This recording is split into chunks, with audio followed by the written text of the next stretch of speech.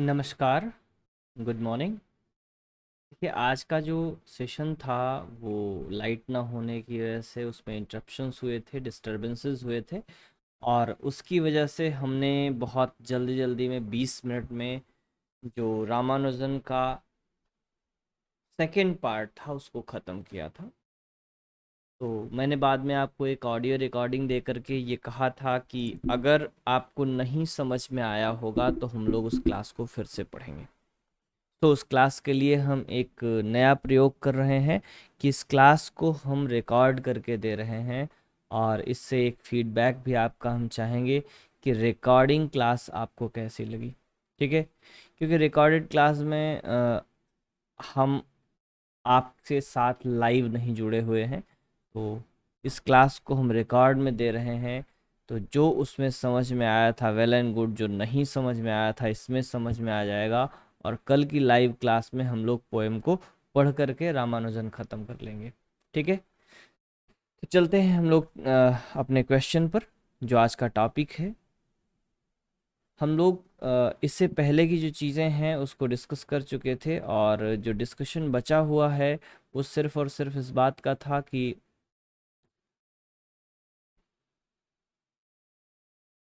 Just a minute.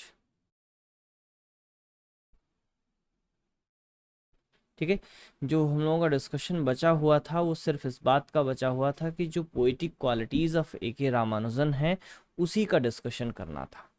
और poetic qualities में क्या क्या चीज़ें हम लोग डिस्कस कर लेंगे?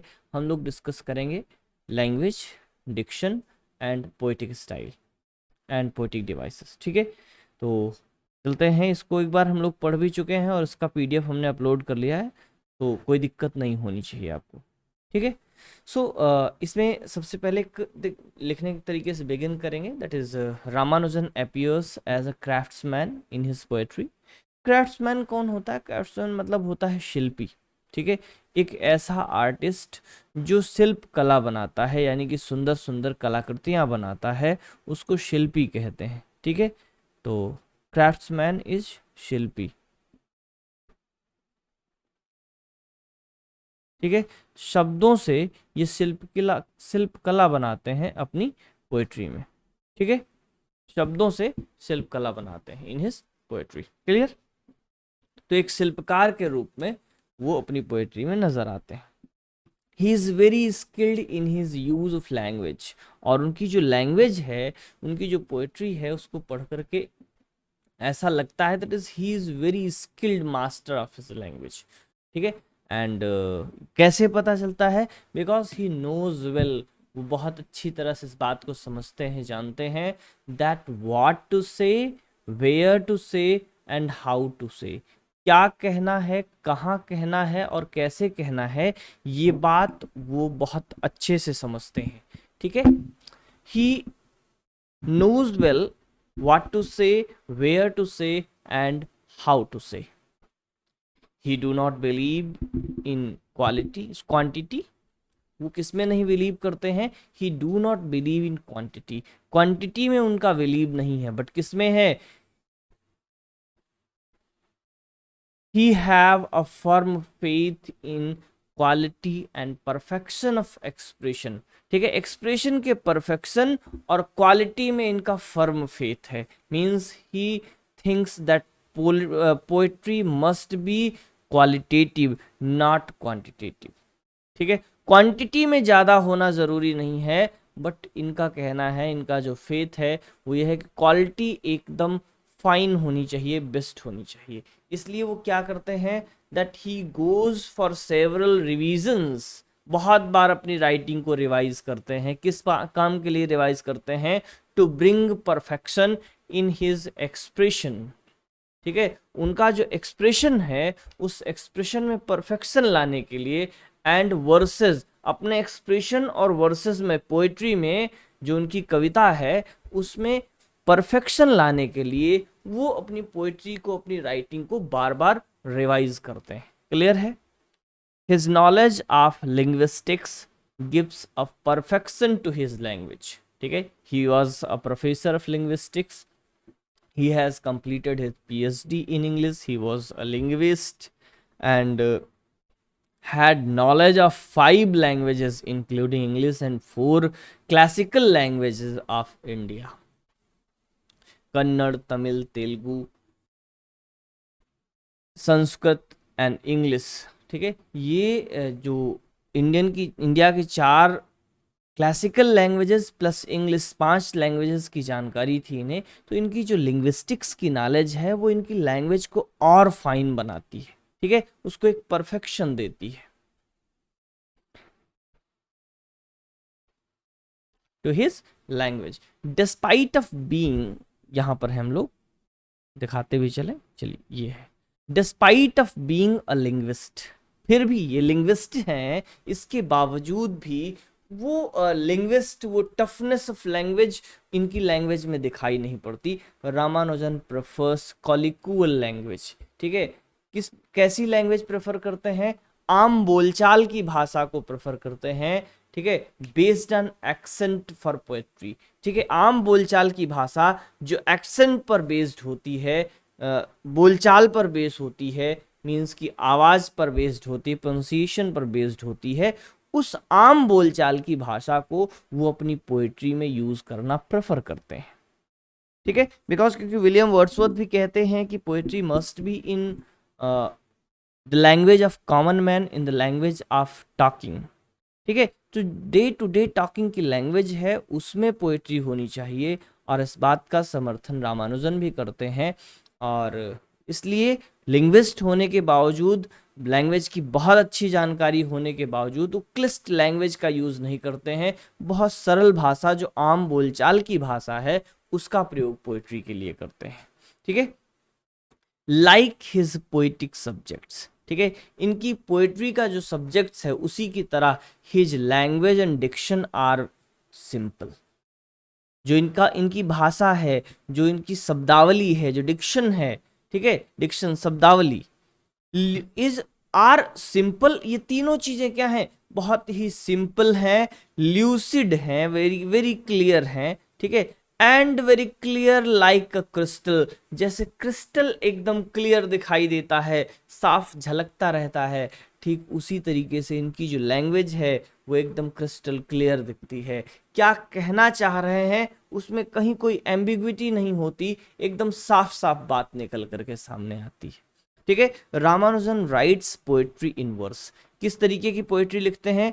ये फ्री वर्स लिखते हैं, poetry in free verse, free verse में लिखते हैं। बट इनकी फ्री वर्स की एक बड़ी खास क्वालिटी है। क्या खास क्वालिटी है? His free verse is very melodious. Melodious का मतलब संगीतमय, बहुत ही संगीतमय फ्री वर्स लिखते हैं। ठीक है, बिकॉज कैसे मेलोडियस हो जाता है उसको आगे बता रहे हैं। Because he uses monosyllabic words. Monosyllabic words का मतलब है ऐसे वर्ड्स जिनमें केवल एक सिलेबल का यूज हुआ है, यानी कि छोटे छोटे वर्ड्स का यूज करते हैं, एक सिलेबल के वर्ड्स का ज्यादा यूज करते हैं, बहुतायत में पाए जाते हैं। ठीक है, और दूसरी क्या चीज होती है? And there is a concentration. Concentration का मतलब होता है अधिकता, ठीक है, घनत्व, किस चीज का? Of vowel sounds. और इनकी पोएट्री में, इनकी लैंग्वेज में जो वॉवेल साउंड्स हैं उनकी अधिकता होती है, और वॉवेल साउंड की अधिकता होने से जो लैंग्वेज है, जो लाइंस हैं, वो कैसी हो जाती हैं? मेलोडियस हो जाती हैं, बहुत ही संगीतमय हो जाती हैं। ठीक है, his use of suitable words at the right place. ठीक है, सटीक शब्दों का प्रयोग कहां पर? एट द राइट प्लेस, सही स्थान पर, मेक्स हिज एक्सप्रेशन इफेक्टिव। इनका जो एक्सप्रेशन है उसको कैसा बनाता है? इफेक्टिव बनाता है। And thought provoking. Thought provoking का मतलब होता है जो विचारों को उद्वेलित करे, जो विचारों को प्रेरित करे, ऐसी इनकी भाषा को, ऐसी इनकी पोएट्री को बनाता है, सही शब्दों का सही जगह पर प्रयोग। ठीक है, he is comfortable with his writing style. वो अपनी राइटिंग स्टाइल के साथ बहुत ही comfortable, so comfortable that he expresses the most ironical situation.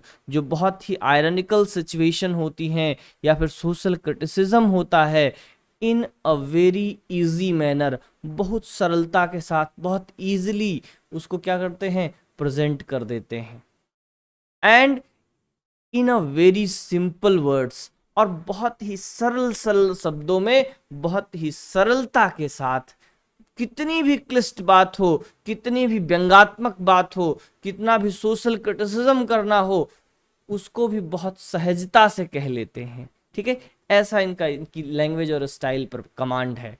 आगे कह रहे हैं इट्स बेस्ट एग्जाम्पल, और इसका जो बेस्ट एग्जाम्पल है कैन बी सीन, देखा जा सकता है इन हिज पोएम हिस्ट्री। ठीक है, उनकी जो पोएम हिस्ट्री है उसमें इसका बेस्ट एग्जाम्पल देखा जा सकता है। हिस्ट्री से एग्जाम्पल मैंने इसलिए लिया है क्योंकि ये पोएम आपको पढ़नी है। ठीक है, when he expresses a wide gap, क्या एक्सप्रेस करते हैं, एक वाइड गैप को एक्सप्रेस करते हैं, किसमें, in relationship in modern Indian families. ठीक है, जो मॉडर्न आधुनिक भारतीय परिवार हैं उनमें जो एक गैप है रिलेशंस के बीच में, ठीक है, रिश्तों के बीच में जो एक दूरी है, उस दूरी को बड़ी सहजता से कहते हैं। कैसे, ठीक है, he has express the situation in very simple words, बहुत साधारण शब्दों में एक्सप्रेस किया है। क्या, हर टू, ठीक है, उनकी दो डाटर्स, बेटियां, वन डार्क वन फेयर, एक काली है दूसरी सफेद है, मतलब क्या है भैया, दोनों एक दूसरे की विपरीत हैं। और तो और चलो, एक काली है एक सफेद है एक गोरी है, तो क्या हुआ, होता है इंसान है, लेकिन कैसी हैं, unknown is the one, sorry ये लाइन गलत लिखी हुई है, इसको मैं करेक्ट करता हूं पोएम से देख करके, इसको आप सही कर लीजिएगा। Unknown each to the other, ये इज जो है, इज की जगह पर क्या हो जाएगा भैया, each, each to the other. ठीक है, डॉटर, दो लड़कियां हैं, दोनों विपरीत हैं एक दूसरे के, एक सांवली है एक गोरी है, और तो और दोनों क्या है, अननोन टू ईच अदर, यानी कि दोनों में एक दूरी है, दोनों में सामंजस्य नहीं है, बहुत सरलता के साथ कह दिया। ठीक है, आगे देखें, apart from these qualities of language and style, इनकी जो लैंग्वेज और स्टाइल है उसकी क्वालिटी से अतिरिक्त क्या है इनके पास, Ramanujan's poetry is rich in symbol and imagery. ठीक है, सिंबल भी इनकी पोइट्री में मिलता है और इमेजरी भी इनकी पोइट्री में मिलती है। His language, sorry, his images and symbols have modern flavours, और इनकी जो इमेजेस और सिंबल्स हैं उसमें क्या है, उसमें मॉडर्न फ्लेवर है। ठीक है, आधुनिकता का उसमें पुट है, थोड़ा सा, थोड़ी सी आधुनिकता के लक्षण दिखाई देते हैं इनके सिंबल्स में, इनकी इमेजेस में। ठीक है, आगे कहते हैं his imagery is creative and vivid, बहुत ही क्रिएटिव इमेजरी यूज करते हैं, बहुत ही विविड इमेजरी यूज करते हैं, विस्तृत इमेजेस यूज करते हैं। ठीक है, आगे कह रहे हैं according to Parthasarathy, Parthasarathy, R Parthasarathy, इनका नाम हम पहले भी ले चुके हैं, राइटर्स वर्कशॉप से रिलेटेड थे। ठीक है, इंडियन क्रिटिक एंड राइटर हैं। उन्होंने क्या कहा था, उन्होंने कहा रामानुजन्स पोएट्री इज इमेज ओरिएंटेड, इनकी जो पोएट्री है, रामानुजन की कविता है, आर पार्थसारथी कहते हैं कि वो इमेज ओरिएंटेड है। ठीक है, दृश्य प्रधान है, इमेजेस दिखाई पड़ती हैं रामानुजन की पोएट्री में, उसकी प्रधानता है। ठीक है, और इसका एग्जाम्पल देते हैं, for example in the second stanza of his poem history, फिर से मैंने हिस्ट्री का जो है एग्जाम्पल आपको दिया है कि हिस्ट्री में इनकी जो क्या है, एक बहुत ही विविड इमेज निकल करके आती है। The poet presents a vivid image of his dead great aunt. ठीक है, जो ग्रेट ग्रैंड आंट है, सॉरी भाई, ग्रेट ग्रैंड आंट। ठीक है, ग्रैंड आंट है या ग्रेट ग्रैंड आंट है या ग्रैंड आंट है, देख लीजिएगा उसमें क्या है। ठीक है, ग्रेट, सॉरी ग्रैंड नहीं, ग्रेट आंट है, सॉरी, इसलिए मैंने गलत कर दिया। ठीक है, तो जो उनकी ग्रेट आंट थी, ठीक है, उनके डेड की एक बहुत डेथ की बहुत ही विविड इमेज जो है एक्सप्रेस की है। क्या लिखा है, ही राइट्स, वो लिखते हैं, क्या लिखते हैं, आई सा हर, हर कौन है, उनकी ग्रेट आंट। ठीक है, लेड आउट, लेटी हुई हैं, कैसे, फेस इन क्यूरियस, बिल्कुल ही इनक्यूरियस फेस है, मीन्स जिज्ञासा शून्य चेहरा है, भाव शून्य चेहरा है। और आईज कैसी हैं? आईज अनशट, आंखें हैं जो कि बंद नहीं हुई हैं, खुली हुई आंखें हैं, लेकिन चेहरे पे भावों की शून्यता है। ठीक है, एक उस डेथ की, एक बहुत सरल शब्दों में डेथ की इमेज बना दी इन्होंने। अब बात की कंक्लूजन। कंक्लूजन के लिए किसी एक दो ने कहा था कि कंक्लूजन कम समझ में आया है। मुझे उम्मीद है कि अब पूरा समझ में आ जाएगा, कहीं कोई डाउट नहीं रह जाएगा। ठीक है, conclusion, concluding as a whole, समग्रता के साथ अगर कंक्लूड करें अपने आंसर को तो क्या आएगी बात? Ramanujan is a poet of Indian diaspora. ठीक है, रामानुजन एक इंडियन डायस्पोरिक पोइट हैं, इंडियन डायस्पोरा से रिलेटेड पोइट हैं। डायस्पोरा का मतलब होता है ऐसे राइटर्स जो अपने देश में पैदा हुए, एक देश में पैदा हुए और कहीं अन्यत्र जाकर के सेटल हो गए, और उन्हें अपने मदरलैंड की, होमलैंड की बार बार याद आती है। ठीक है, तो उनको डायस्पोरा कहते हैं, उसको डायस्पोरिक राइटर्स कहते हैं। Who is deep rooted in Indian culture. ठीक है, कैसे राइटर हैं? डायस्पोरिक राइटर हैं, फिर भी क्या है? Deep rooted in Indian culture. जो इंडियन कल्चर है, जो इंडियन सोसाइटी है एंड इट्स कस्टम्स हैं, इंडियन सोसाइटी और इंडियन कल्चर के जो कस्टम्स हैं उसमें बहुत ही डीप रूटेड है। ठीक है, in spite of being settled in the USA, USA में सेटल हो जाने के बावजूद भी he did not leave the sentiments of his country. उन्होंने अपने देश का सेंटिमेंट नहीं छोड़ा, अपने देश के प्रति प्रेम नहीं छूटा उनका। और क्या किया इन्होंने? He has contributed a lot, बहुत बड़ा योगदान किया है उन्होंने। किसमें? A lot to the canon of Indian literature written in English language. अंग्रेजी भाषा में लिखा हुआ जो अंग्रेजी साहित्य है, ये कैनन का मतलब क्या होता है जरा समझिए। कैनन का मतलब होता है कि मेन स्ट्रीम लिटरेचर।